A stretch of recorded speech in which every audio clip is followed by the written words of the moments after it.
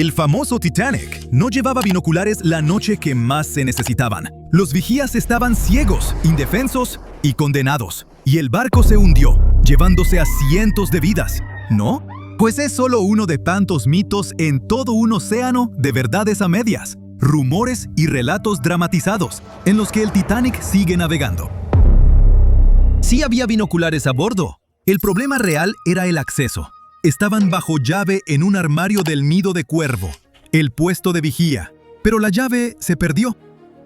Un tripulante llamado David Blair, que debía zarpar en el Titanic, fue reasignado a otro barco a última hora. Se le olvidó dejar la llave. La llave que, literalmente, podía salvar cientos de vidas, estaba en su bolsillo, lejos, mientras el Titanic se hundía. Pero nunca sabremos qué habría pasado si hubiera estado ahí. Esa noche el cielo estaba despejado, pero no había luna que iluminara, y tampoco viento. Así que el mar estaba como espejo y no había ondas, las señales habituales de icebergs cerca. Luego está la idea de que el Titanic cruzaba el Atlántico a toda prisa para romper un récord de velocidad, pero los historiadores no están de acuerdo. La tripulación sabía que había hielo por la zona, pero en lugar de reducir, siguieron a unos 22 nudos.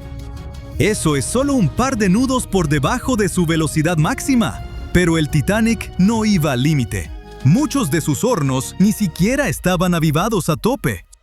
Y en esa época era normal seguir adelante y confiar en que los vigías verían el hielo antes de que el barco lo golpeara. Esos enormes transatlánticos no eran de tomárselo con calma, eran de llegar a tiempo, con precisión.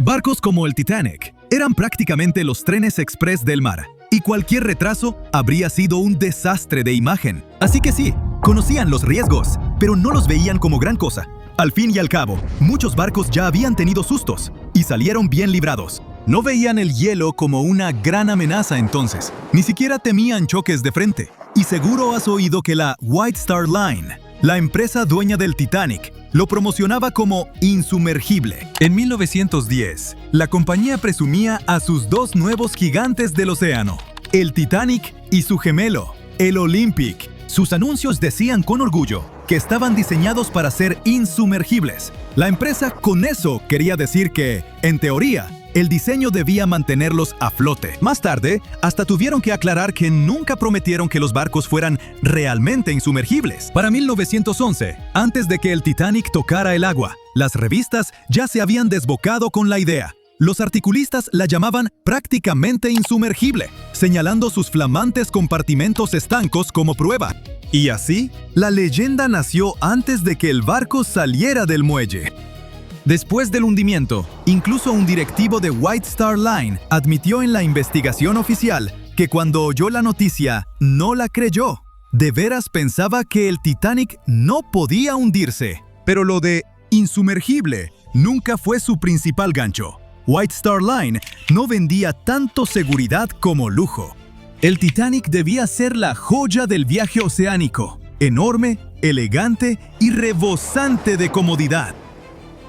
Otra historia que se nos quedó es que, antes de golpear el iceberg, un incendio de carbón ardía en una de las carboneras del Titanic. Habría debilitado el casco y lo volvió más vulnerable. Algunos incluso dicen que ese fuego provocó o aceleró el hundimiento. Bueno, es parcialmente cierto. Sí hubo un incendio de carbón en una de las carboneras antes del viaje. Incendios en carboneras no eran raros en los buques de vapor de la época. Podían arder en brasas durante días, pero no era nada parecido a un fuego descontrolado. Las cronologías, los diarios de la tripulación y los análisis estructurales indican que un fuego de esa intensidad y en esa posición no pudo causar un daño estructural fatal. Si el incendio hubiera hecho tanto daño, el barco habría fallado incluso antes del choque. Pero el Titanic se mantuvo a flote por más de 2 horas, lo que indica que el verdadero villano seguía siendo el iceberg. Otra vuelta de esa historia es que pudo distraer a la tripulación, impidiéndoles atender bien la situación del iceberg. Eso suena más plausible, pero aún así no es lo mismo que decir que el fuego fue el verdadero culpable. Hablando de culpables reales, no hay duda de que fue un iceberg, pero el desastre que provocó fue mucho más sutil que una gran brecha estilo película en el casco. En lugar de eso, produjo muchas microfracturas en los remaches, las costuras y las juntas metálicas. Cada una era casi imperceptible, pero como el barco iba en marcha, el agua entraba de forma constante por esas microhendiduras a presión. Se filtró poco a poco en varios compartimentos y llenó 6 secciones estancas. El Titanic se mantuvo a flote a duras penas, tomando agua, y fue cediendo compartimento tras compartimento. Se hundió en un lapso de 2 horas, no en cuestión de minutos. Si el iceberg hubiera abierto el casco de forma catastrófica, el barco habría caído casi de inmediato, y la gente no habría tenido tiempo de reaccionar ni de escapar. Tristemente, no todos tuvieron esa oportunidad de todos modos. Seguro recuerdas la escena desgarradora de la película Titanic, en la que los pasajeros de tercera intentan subir a cubierta, pero los encierran abajo en su sección.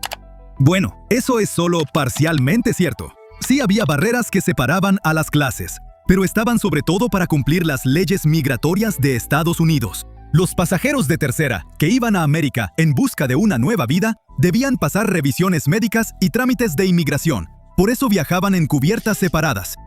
Había algunos botes salvavidas para ellos, aunque no en las zonas de tercera. Así que tenían que atravesar un laberinto de pasillos y escaleras para llegar arriba. Y muchos pasajeros de tercera ni siquiera quisieron intentarlo, porque no querían dejar su equipaje. Al final, solo alrededor de una cuarta parte de los pasajeros de tercera sobrevivió, pero nadie los mantuvo a la fuerza en las cubiertas inferiores. Ahora cambiemos de tema y hablemos de hechos del Titanic que antes se negaban o se pasaban por alto, pero que ya se han probado ciertos. Por ejemplo, la mayoría de los planos y diagramas que has visto en documentales no muestran una cubierta oculta bajo la línea de flotación llamada fondo interior.